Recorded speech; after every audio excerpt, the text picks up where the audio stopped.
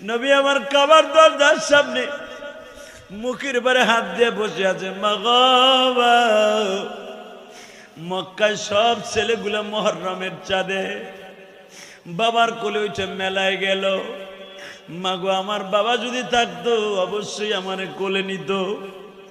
আমি না বলে, বাবা গো, এই তো আমি আসছি, চলো তুমি আমার সাথে চলো গো বাবা। এবার নবী বলে, না রে মানা,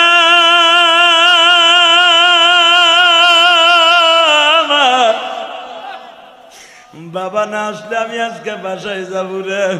নবীর দাদা দৌড়ে আসছে, দাদু ভাই আমার ঘাড়ে উঠো।